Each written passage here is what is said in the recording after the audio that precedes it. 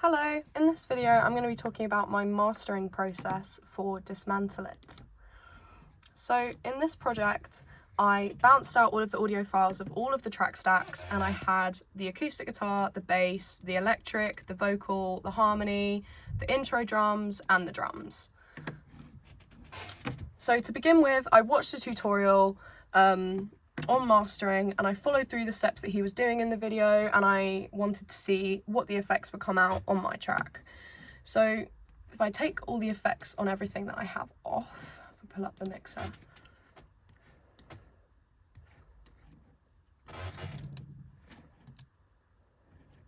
the track sounds the same as it does in its Logic project. The first step that he suggested was to put on a linear EQ. This was just to bring out the frequencies that you wanted in the overall mix of the track. This is in a master bus of all of the tracks together, so everything done to this bus, it happens to everything here. So I turned on the linear EQ. Oh, whoopsies. Sorry, I just started singing without even realising it. So I pulled this up here because I wanted some of that frequency, and I pulled that down here because I found that this track was quite mid-heavy, so I wanted to clean that up a little bit and bring out any muddiness that was happening and just take it out. I pulled it down here to take away any sharpness or any tinniness that was happening. Next that was suggested to do was to add a tube EQ. I put this on, and with this you have control over the low boost and the high boost. What he suggested to do with this was to turn it all the way down and start to turn it up until you notice a difference. I had it at around 3.5. And then this way here, you can control the low frequency that you're boosting.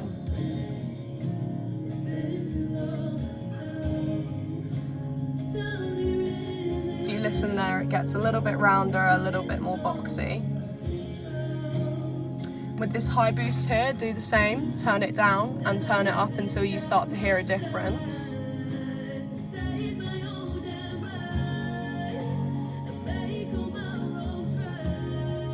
I had it at around 12 to 14.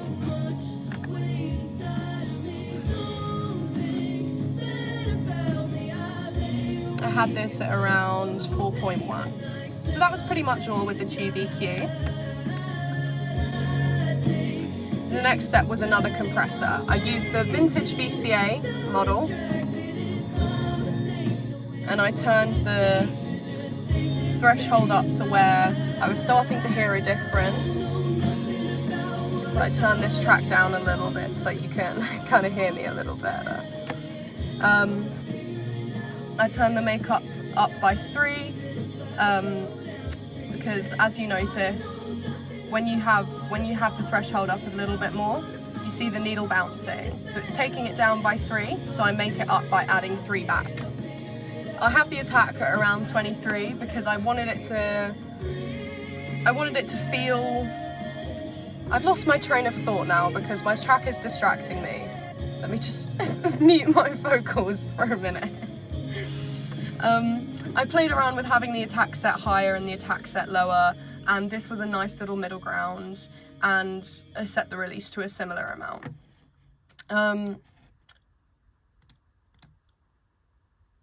We have an adaptive limiter here. This is just to take away any peaking that was happening. For the acoustic guitar, it has its own linear EQ, where I cut out some of the high frequencies and just added a little bit here where I felt that it needed it. The bass doesn't have anything because it was perfectly fine. The electric guitar has a linear EQ as well. If I turn this up, you can hear the difference with and without.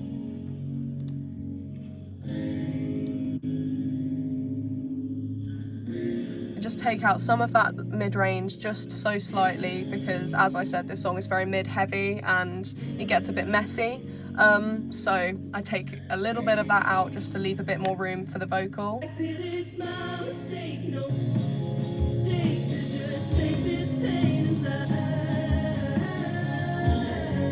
My vocal has its own linear EQ as well.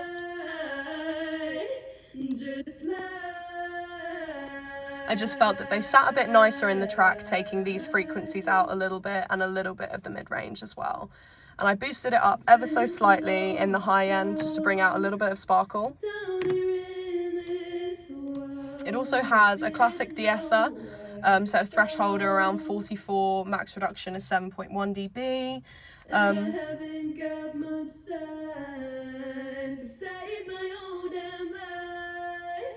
And as you can see here, this controls what frequency you're removing. So I played it around until I liked how it was sounding.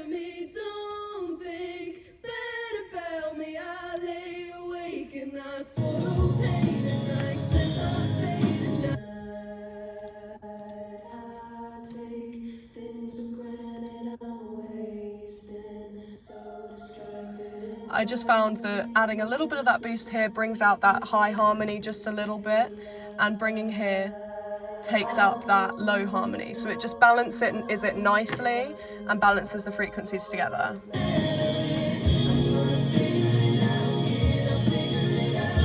The drums also have their own linear EQ,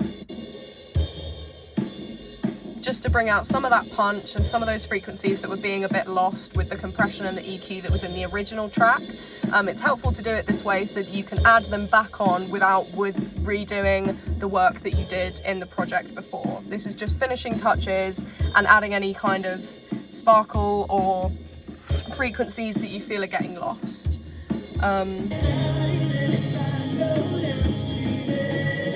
So with all my effects, I also had a multimeter playing so that I could see where around it was peaking, where in the volume it was sitting.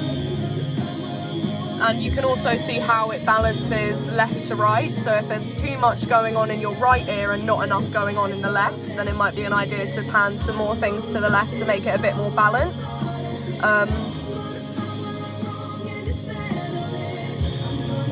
And I have another loudness meter just watching where it is.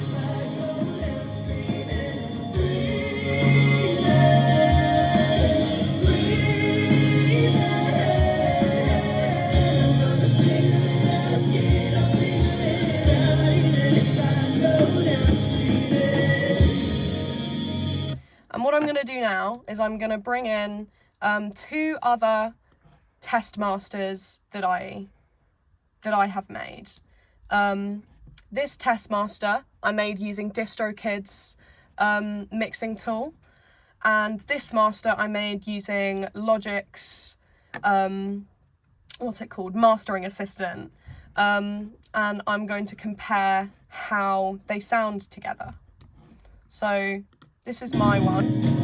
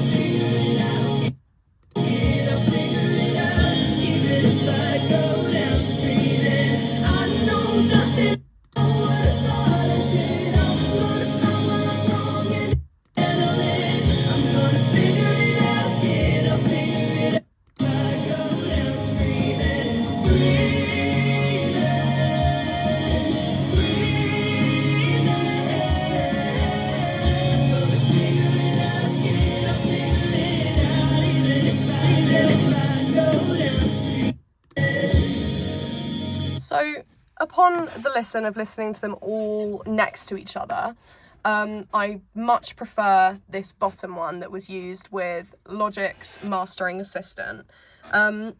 When I was listening to the masters the other day out of my phone speakers, I was preferring the master using DistroKid's mastering tool. This is something that I'm going to have to do, is I'm going to have to listen to this out of multiple different speakers, different qualities, higher grades, in cars, phone speakers, and see how best they perform. Listening to it in these speakers in this room, I'm much preferring this bottom one. If you listen.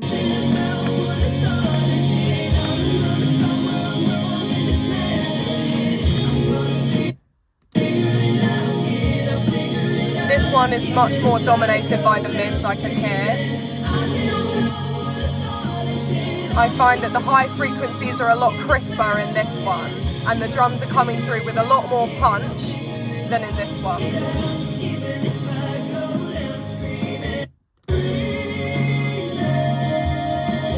My master is a lot flatter compared to both of them, which this is to be expected because this was my first attempt at mastering a track.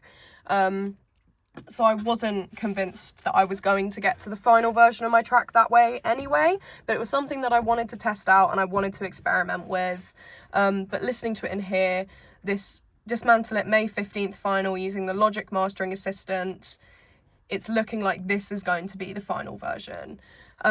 This might change because I have to do experiments listening to this and out of multiple different speakers and seeing which effects, seeing which track I prefer the best. And I will also be playing this to my peers and my tutors and getting their feedback and opinions on which master they think should be the final one. But this has been my mastering process. I'll quickly just show you the Mastering Assistant. This probably isn't the best track to show you on it because it's already mastered, but I will take this one and I'll take all of the effects off and I will show you what the Mastering Assistant basically does. If I play it.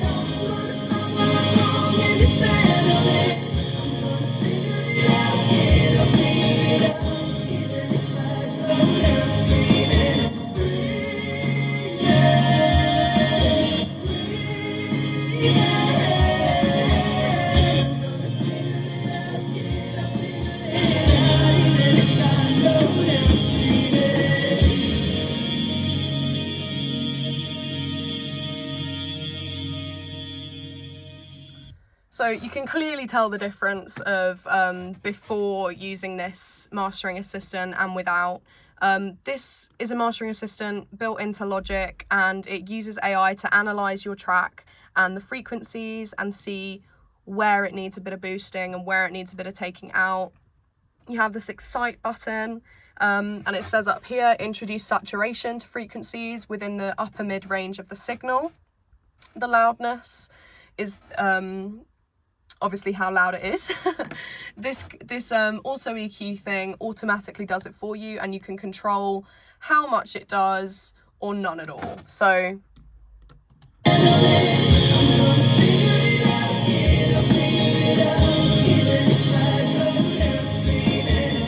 you can control how much of their EQ that you want on there and you can also control it yourself. The spread is the width in your mix, how far on each side it's going, and you can hear the difference.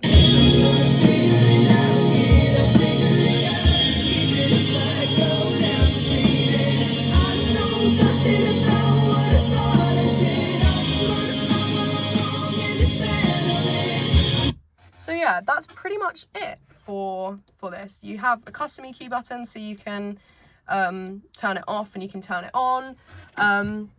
Here you have the signal of how loud it's going. It's hitting about -8 right now.